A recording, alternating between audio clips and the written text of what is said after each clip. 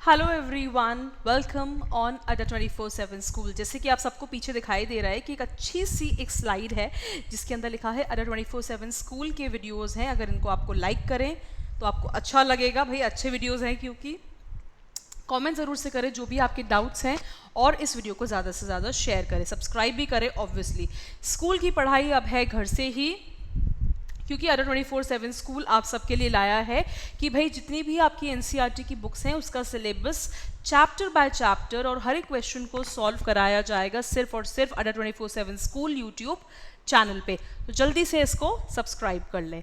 So students, जो आप लोगों को मालूम है या जो भी आपकी इन्फॉर्मेशन है जो मैंने आपको कल बताई थी, अ ट्रूली ब्यूटीफुल माइंड, जो हमारा चैप्टर 4 है बिहाइव बुक का, हमारा उस चैप्टर के अंदर हमने क्या क्या चीज़ें पढ़ी थी। जो कल की हमारी क्लास थी उसके अंदर हमने एल्बर्ट आइंस्टाइन के बचपन के बारे में पढ़ा था, उनकी बचपन में कैसी उनकी लाइफस्टाइल रही थी और वो किस तरह की लाइफ गुजार रहे थे। मतलब कैसे उनकी मदर के साथ उनकी रिलेशनशिप थी या उनकी फैमिली के साथ उनकी रिलेशनशिप थी, और उस रिलेशनशिप के अंदर मतलब वो क्यों थोड़ा घुटन महसूस करते थे, और अगर जब वो स्कूल जाते थे तो स्कूल में भी जाके क्लासरूम में उनको इतनी ज़्यादा घुटन क्यों महसूस होती थी, उस चीज़ का कारण क्या है। तो बस वही कारण है कि क्योंकि उनका दिमाग था जो वो बाकी बच्चों से अलग था। इस कहानी में हमने एक सबसे और ज़्यादा इंपॉर्टेंट चीज़ देखी है कि उनका जो ब्रेन का जो स्ट्रक्चर है, मतलब जो फिजिकली जिस तरह से उनका दिमाग जो बना हुआ है वो भी थोड़ा अलग है। मतलब थोड़ा चौड़ाई उसकी ज़्यादा है इन कंपैरिजन, किससे कंपेयर करें, हम लोगों के ब्रेन से कंपेयर करें हम तो वही है, उनका दिमाग शायद कुछ ज़्यादा था, कुछ डिफरेंट था। तो ये जो चैप्टर है हमारा, ये एल्बर्ट आइंस्टाइन की बायोग्राफी है। मतलब उनकी एक आत्मकथा मैं नहीं बोलूँगी, वो ऑटोबायोग्राफी हो जाएगी। मतलब ये उन्हीं के बारे में है, उनकी जीवन कथा है ये, उन्हीं के लाइफ के बारे में जो है हमने इसके अंदर पढ़ा। लास्ट क्लास में हम काफ़ी सारे इंपॉर्टेंट पॉइंट्स इसके कवर कर चुके थे, और जो लास्ट पॉइंट हमने जो छोड़ा था लास्ट क्लास के अंदर, उनकी बचपन की बातें हमने की थी, उनकी स्कूल लाइफ के बारे में हमने बात की। फिर वो कैसे यूनिवर्सिटी गए और वहाँ पे उनको मेलेवा मैरिक मिली थी जो कि उनके बराबर दिमाग की थी, मतलब जिनका ब्रेन भी इक्वली एक्टिव काम करता था, मतलब वो बहुत इंटेलिजेंट थी। तो इसीलिए उनकी और आइंस्टाइन जी की जो है वो बड़ी सारी आपस में एक दूसरे के साथ बनी, क्योंकि दोनों के दोनों क्लेवर, शार्प और इंटेलिजेंट थे, और बाकी बच्चों के कंपैरिजन में वो लोग काफ़ी डिफरेंट और इंटेलिजेंट थे। ठीक है, वो लोग यूनिवर्सिटी ऑफ ज्यूरिख में मिले थे, ये मैंने आपको बताया था। मालविया जो है वो कहाँ की बिलोंग थी, वो सर्बिया को बिलोंग करती थी, जिसको सर्ब कहा, दैट्स वाई उनको सर्ब कहा गया है। ठीक है, सर्बिया जो है वो स्विट्ज़रलैंड का पार्ट है, वो ज्यूरिख में वहाँ पे उन्होंने पढ़ाई की। इतना हमें इसमें डिटेल में जाने की ज़रूरत नहीं है। ठीक है, 21 साल की उम्र में ही एल्बर्ट आइंस्टाइन जी ने अपनी ग्रेजुएशन कंप्लीट कर ली थी। ग्रेजुएशन मतलब जो हमारे कॉलेज का 3 ईयर का जो कोर्स होता है, वो ग्रेजुएशन उन्होंने 21 साल की उम्र में, जो कि नॉर्मल उम्र है उस समय हम कंप्लीट करते हैं, वो कंप्लीट कर ली थी। बट स्टिल वो जो थे अनएम्प्लॉयड थे, मतलब उनके पास ग्रेजुएशन कंप्लीट होने के बाद जैसे नौकरी लगती है, पहले के ज़माने में ऐसा होता था, अब तो खैर हमें बहुत कोर्सेज करने पड़ते हैं, तो वो अनएम्प्लॉयड थे, मतलब उनके पास कोई नौकरी नहीं थी कि वो कोई नौकरी कर पाए। ठीक है, 1900 से 1902 तक उन्होंने एक टीचिंग असिस्टेंट के तौर पे काफ़ी बच्चों को प्राइवेट लेसन्स दिए, मतलब एज अ टीचर उन्होंने नौकरी की, बच्चों को पढ़ाते थे, उससे थोड़ा बहुत जो वो कमा लेते थे वो कमा पाते थे। ठीक है, और फिर उनको बाद में क्या हुआ, टेक्निकल ऑफिसर की भी एक नौकरी मिल गई। देखिए, जब हम उनकी जीवन कथा पढ़ रहे हैं तो हमें उनके जीवन के हर एक पहलू को देखना है।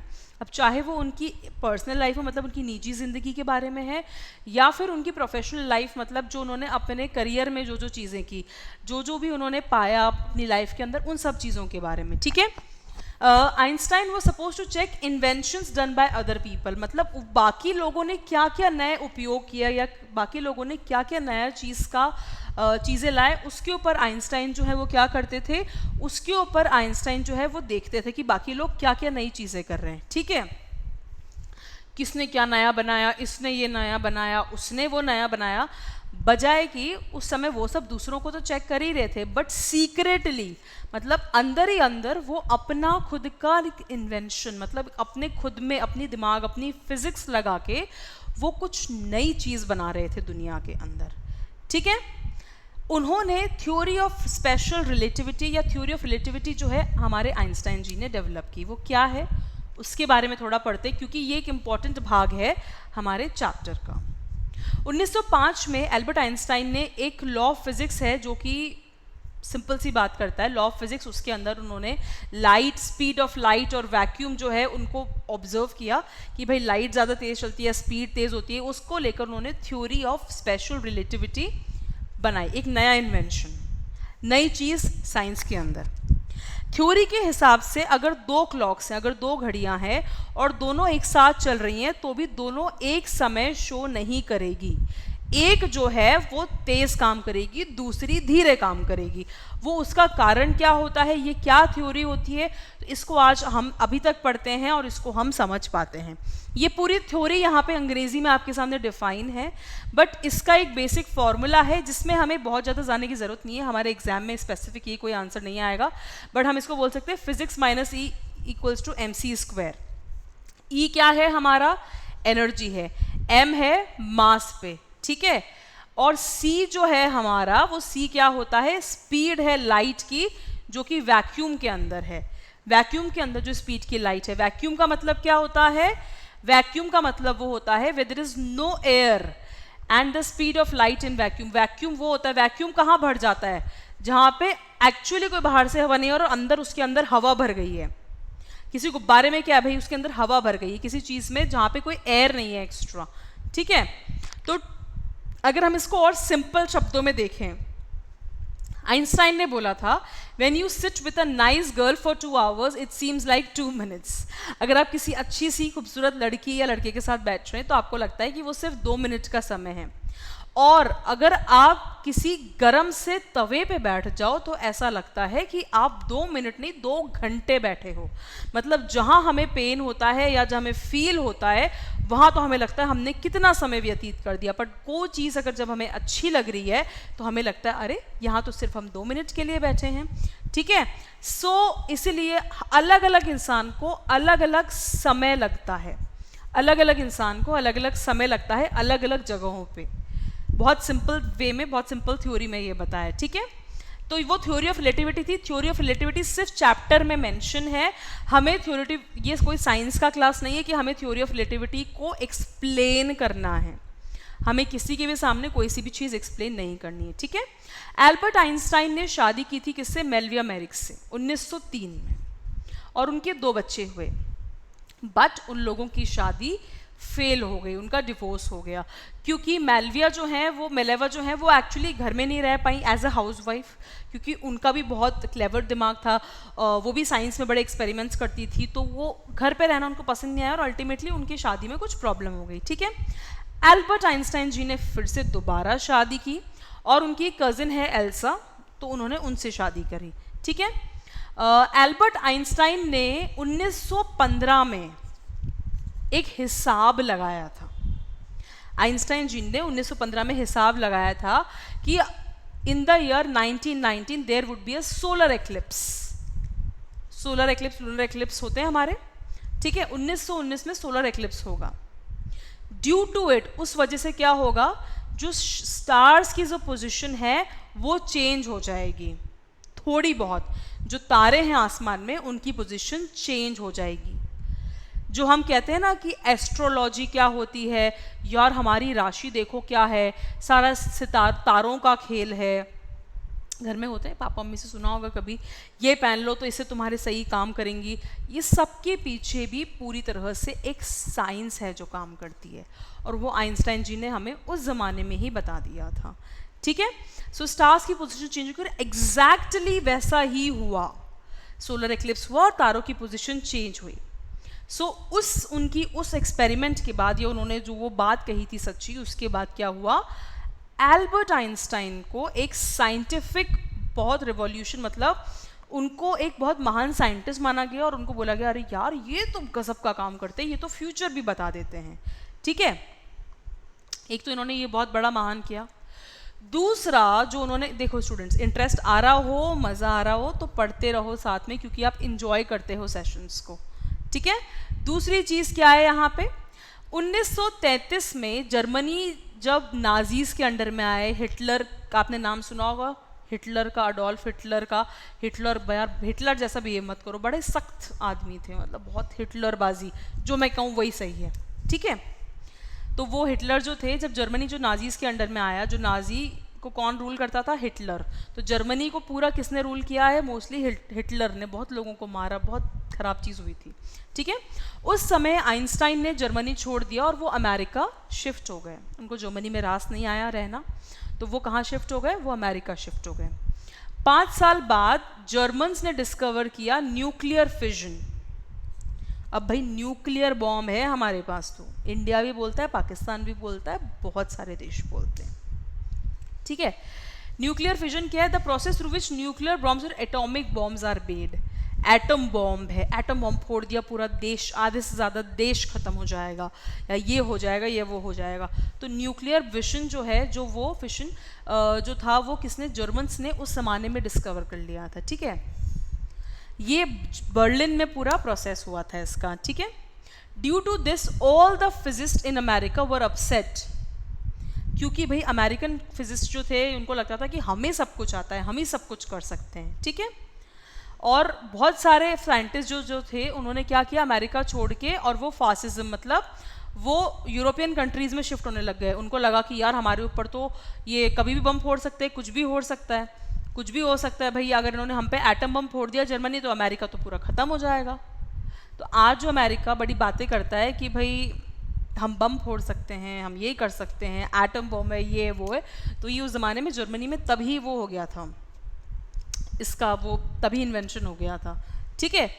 तो एल्बर्ट आइंस्टाइन ने अपने सारे कुलीग्स को, मतलब जिनके साथ वो काम करते थे, उनको रिक्वेस्ट किया, और उन्होंने प्रेसिडेंट ऑफ अमेरिका को एक लेटर लिखा। फ्रैंकलिन डी रोजवेल्ट जो थे उस समय प्रेसिडेंट, उन्होंने उनको लेटर लिखा 2 अगस्त 1939 में, ठीक है। He warned him that the atomic bomb which was developed by Germany was very powerful. उन्होंने यही बताया, क्योंकि वो फिजिक्स की मास्टर थे, उन्हें पता था कि ये एटम बॉम्ब जो है ये क्या कर सकता है, या ये न्यूक्लियर फिजन ये क्या कर सकता है हमारे देश को। तो उन्होंने फ्रैंकलिन डी रोजवेल्ट को लिखा कि भाई ये एटम बॉम्ब अगर हमारे ऊपर फूट गया तो ये इतना ज़्यादा पावरफुल है, सब कुछ ख़त्म हो जाएगा। अगर ये किसी भी पोर्ट पे या कहीं पे भी हुआ तो वो पूरा एरिया डिस्ट्रॉय हो जाता है, पूरी स्पेसिफिक जगह, पूरा देश ख़त्म हो सकता है, ठीक है। और सिर्फ देश के साथ साथ उसके आसपास की भी जितनी टेरिटरी है, उसके आसपास की भी जितनी टेरिटरी हैं, वो सब कुछ ख़त्म हो जाएगा, ठीक है। सो अमेरिकन्स ने भी क्या किया? छुपके से फिर से एटम बॉम्ब बना लिया, और बहुत सालों बाद जापान के जो दो शहर हैं, हिरोशिमा एंड नागासाकी पे फोड़ दिया, जो कि बहुत गलत काम किया उन्होंने, ठीक है। जर्मन्स ने उसको कभी इस्तेमाल नहीं किया, जो कि एक्चुअली उन्होंने सबसे पहले बनाया था। पर एटम बॉम्ब को किसने यूज़ किया? अमेरिका ने। बहुत डिस्ट्रक्शन हुआ, आइंस्टाइन को बहुत दुख हुआ, वो बहुत दुखी थे। आइंस्टाइन दुनिया में पीस, मतलब वो शांति चाहते थे। क्या चाहते थे? वो दुनिया में शांति मांगते थे, शांति एक्सपेक्ट करते थे। तो उन्होंने दुनिया में शांति की मांग की लोगों से, ठीक है। उनका मेन एजेंडा क्या था? कि भाई शांति हो और लोग फ्री रहें, डेमोक्रेटिक। जो आज हमारा देश है, हम क्या डेमोक्रेटिक हैं? आपने पढ़ते हैं, आप एसएसटी में आपने पढ़ा होगा, मतलब हमारे देश में हमें हमारे राइट्स हैं, हमारी ड्यूटीज़ हैं, हमारे पास सब कुछ है, ठीक है। तो बस इन राइट्स और ड्यूटीज़ का ही हमें ध्यान रखना है, हमें अंडरस्टैंड करना है चीज़ों को, ठीक है, हमें करना है। तो यही चीज़ें बताई गई, भाई वर्ल्ड पीस, फ्रीडम, इन सब चीज़ों को लेकर यहाँ पे बात की गई। ही कैंपेन्ड फॉर वर्ल्ड पीस, उनको दुनिया में शांति चाहिए, वो पूरी तरह से शांति की बात कर रहे थे, ठीक है। आइंस्टाइन फ्यूचर देख सकते थे, फोर्सी मतलब वो फ्यूचर को प्रेडिक्ट कर सकते थे, फ्यूचर को वो देख सकते थे कि आगे क्या होगा। जैसे सोलर एक्लिप्स का उन्होंने किया, फिर उसके बाद उन्होंने बॉम्ब्स का किया, एटॉमिक बॉम्ब का, और फिर वो फ्यूचर देख पाते थे। तो जब वो 1955 में उनकी मृत्यु हुई, जब वो सिर्फ 76 साल के थे, तो उनको दुनिया में एक विजनरी के तौर पे, एक विजनरी कौन होता है? विजन का मतलब क्या होता है? जो आगे फ्यूचर को देख पाए। किसको देख पाए? जो इंसान आगे फ्यूचर को देख पाए, ठीक है। He was a world citizen. हम सब हिंदुस्तान में रहते हैं, हम इंडियन सिटीजन्स हैं, जो अमेरिका में रहते हैं वो अमेरिकन सिटीजन्स हैं, बट उनको दुनिया का सिटीज़न माना गया क्योंकि वो एक महान आदमी थे। उन्होंने थ्योरी ऑफ रिलेटिविटी बनाई, उन्होंने सारी चीज़ें बनाई, उनको साइंटिफिक जीनियस भी माना गया क्योंकि वो दुनिया में सबसे ज़्यादा वो जीनियस। आइंस्टाइन का नाम आज तक लिया जाता है, लोग आइंस्टाइन को आज भी जानते हैं, आइंस्टाइन को आज भी समझते हैं लोग बाग, ठीक है। सो आइंस्टाइन ने थ्योरी ऑफ रिलेटिविटी दी, उन्होंने टाइम और स्पीड का जो कैलकुलेशन है उसको लेकर उन्होंने बात की, और उन्होंने इन जनरल सब चीज़ें बताई, फ्यूचर प्रेडिक्ट किया, सोलर इक्लिप्स के बारे में बताया, और उनकी पर्सनल लाइफ भी थोड़ी बहुत कब डिस्टर्ब रही, जब उनका डिवोर्स हो गया, और उनका दिमाग बहुत डिफरेंट था, दुनिया से बहुत अलग था। वो एक महान आदमी हमेशा माने गए क्योंकि एक साइंटिफिक डेवलपमेंट्स के साथ साथ में उन्होंने वर्ल्ड पीस, मतलब उन्होंने दुनिया में शांति की बात हमेशा से कही, ठीक है। His main agenda, his main theme was world peace, ठीक है। अल्टीमेटली उन्होंने यहाँ पे यही बात कही है। आया समझ में स्टूडेंट्स? यही उनकी जीवन कथा है आइंस्टाइन की, और ब्यूटीफुल माइंड है वो किस तरह से एक ब्यूटीफुल दिमाग हुआ। ब्यूटीफुल माइंड कैसे हुआ? क्योंकि उन्होंने लोगों से डिफरेंट सोचा। डिफरेंट मतलब उन्होंने बाकी लोगों से हटके सोचा, ठीक है। बहुत डिफरेंट थे। उन्होंने अपनी पढ़ाई पे ध्यान दिया, उन्होंने नए नए इन्वेंशंस किए। इन्वेंशंस मतलब वो नई नई चीज़ों को लेके आए, उन्होंने नई नई चीज़ें इन्वेंट करी, नई चीज़ों का लाना, न्यू थिंग्स का लाना, अलग सोचना, इन्वेंशंस करना, ठीक है। ये सब उन्होंने किया।